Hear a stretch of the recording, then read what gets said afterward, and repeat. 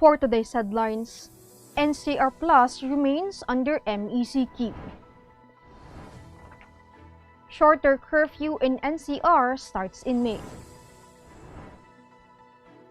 Lawmakers DND slam China over demand on West Philippine Sea. Duterte says China a good friend but Philippines won't compromise sovereignty. COVID-19 now compensable illness. Sputnik V jobs arrivals told anew. PBA opening still up in the air. Isolated rain showers seen. Good morning, I am Sandy Locos and you're watching Tribune News on Q. Today's Thursday, April 29, and now the news. President Rodrigo Duterte on Wednesday extended the imposition of the modified enhanced community quarantine in Metro Manila and nearby provinces until May 14. The president kept the current lockdown status of the capital region, Bulacan, Cavite, Laguna, and Rizal, collectively known as NCR Plus, to contain virus transmission and decongest hospitals. Quirino Province and the city of Santiago in Isabela, as well as the province of Abra in the Cordillera Administrative Region, were likewise placed under MECQ but for the entire month of May. Meanwhile, Apayao, Baguio City, Benguet, Ifugao, Kalinga, Mountain Province, Cagayan, Isabela, Nueva Vizcaya, Batangas, and Quezon Province were placed under a less restrictive general community quarantine from May 1 to 31. The cities of Tacloban in City, Iligan City in Lanao del Norte, and Davao City in Davao Region, as well as the Lanao del Sur in the Bangsamoro Autonomous Region in Muslim Mindanao, would remain under GCQ next month. The rest of the Philippines will be under the least restrictive modified GCQ.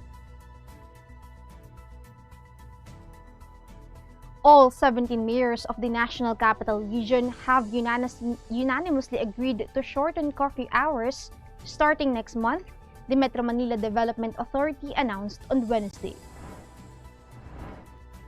In a resolution posted on Facebook, the agency said Metro Manila mayors approved to enforce 10 p.m. to 4 a.m. curfew hours effective May 1, shorter than the 8 p.m. to 5 a.m. currently imposed over the metropolis. The resolution was approved on April 27 according to the agency. Metro Manila mayors have also recommended a 2-week flexible modified enhanced community quarantine in the capital region after April 30 to allow more economic activities while retaining border control. Lawmakers on Wednesday denounced China's demand to stop Philippine maritime activities in the West Philippine Sea while its militia boats continue to hunt Filipino fishermen within the country's own exclusive economic zone. Members of the Senate defended the country's sovereignty by blaming China's destructive activities in the West Philippine Sea features, including the construction of military facilities, as causes of destabilization in the region. On Sunday, China's Foreign Ministry spokesperson Wang Wenbin urged the Philippines to respect his country's jurisdiction over the area and to stop actions complicating the situation and escalating disputes. The Philippines has repeatedly raised its 2016 victory at the Hague in defending its claim in the contested territory. China considered it as null and void. The Department of National Defense also slammed China for the spokesperson's remark. The National Task Force for the West Philippine Sea also reiterated that patrols in the country's western EEZ will be continued and enhanced. Tribune News on Q will be back after these reminders.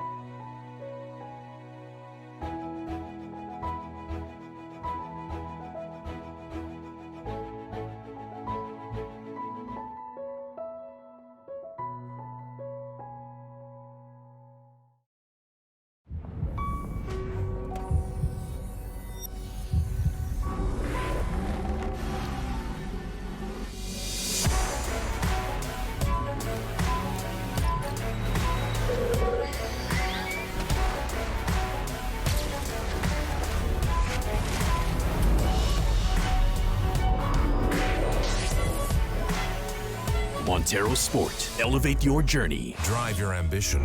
Mitsubishi Motors.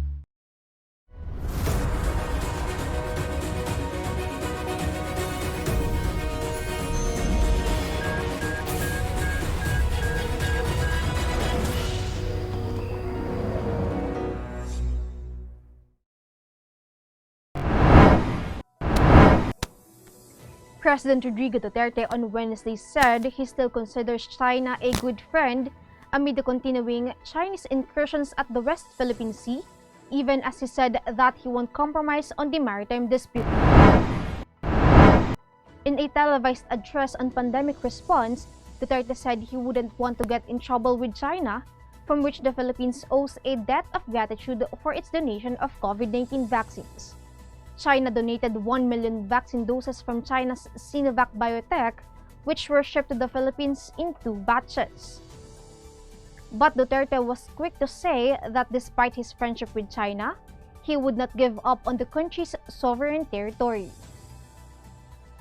He also reiterated his remarks last week that he would order local vessels to remain in the West Philippine Sea, adding that the government would observe China's actions within the Philippines' exclusive economic zone. Coinciding with the celebration of the Worldwide Workers' Memorial Day, the Employees' Compensation Commission announced on Wednesday the inclusion of COVID-19 as a work-related and compensable disease. According to the ECC, the decision was based on its request to the Occupational Safety and Health Center to conduct the study on the possible inclusion of the coronavirus disease in the ECC list of occupational and work-related diseases. The inclusion of COVID-19 was issued on the virtue of Board Resolution number 210414 on April 6, 2021, specifying the conditions for the compensability of COVID-19 under Annex A of the amended rules on employees' compensation. Earlier, the ECC, through another resolution dated March 31, has also directed the Social Security system and the Government Service Insurance System to streamline the processing of EC claims of workers for diseases, including COVID-19. The scheduled arrival of 15,000 doses of Russia's anti-coronavirus vaccine this week has been moved next month due to logistical challenges, Malacanang said on Wednesday. Presidential spokesperson Secretary said the delivery of Sputnik V jabs on Wednesday night was postponed since there was no direct flight from Russia to the Philippines that meets the storage requirement of negative 20 degrees Celsius. The initial batch of vaccines developed by Gamaleya Institute of Russia was slated to arrive in the Philippines last Sunday. Officials later announced that the supply would arrive on Wednesday night. The jabs will be distributed in Metro Manila and other areas with a high risk of coronavirus infections, which have storage facilities with 18 degrees Celsius needed to keep the jabs. We will be back. Stay with us. Iba ng panahon, dami ng bago ngayon. Pati ang mundo natin, well, nagbago na rin. Buti ang bayan, bigger, better na. You can buy it sa centers, pati sa mga partners, may online pa at app. You can buy it with your fingers, still don't remittance and more. Online shopping, you can buy it all. Di magpadala, you can buy it all. Anumang pera transaction, you can buy it all. Sabayan ang pagbabago ng mundo for all your pera transactions, all new Bayan. Fiber is the free and secure way to connect with friends and family, anywhere. Send messages and make phone and video calls for free. Download Fiber now.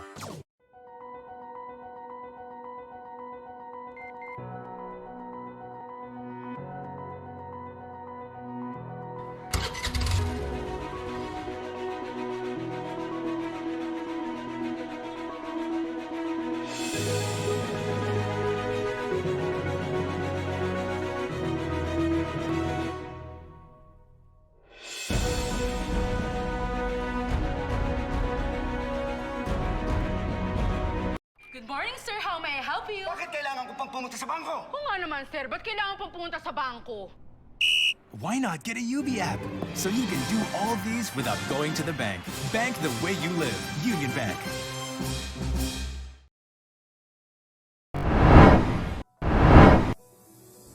Senator Bongo vowed to support the Philippine Basketball Association in ruling out its 46th season amid the threat of the coronavirus pandemic.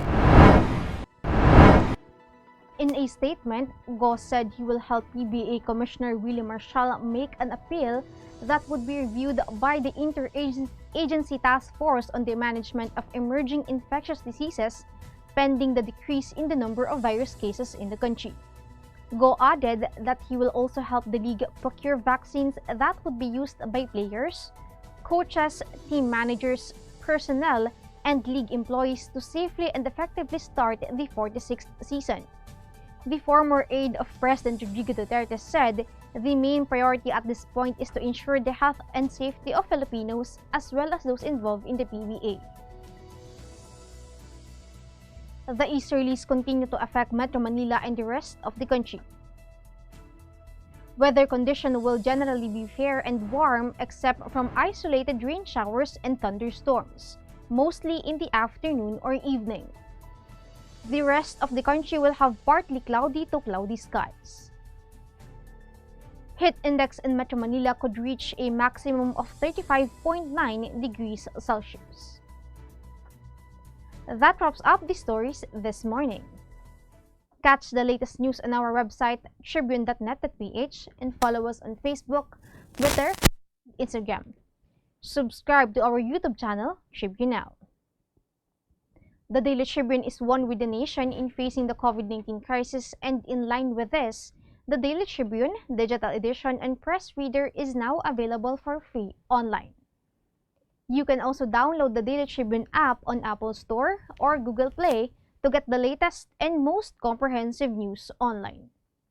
Daily Tribune is also inviting everyone to join its community Viber Kachibu to get updates on the freshest and hottest news and entertainment stories of the day. Tarsito emoticons are also available on our community Viber. Just visit the sticker store and search for Kachibu Community. And before we go, we would like to thank the SM Store and Araneta Center. Again, this is Sandy Locos and you're watching Tribune News on Q. Stay safe, stay healthy, and stay at home. Good morning and have a nice day.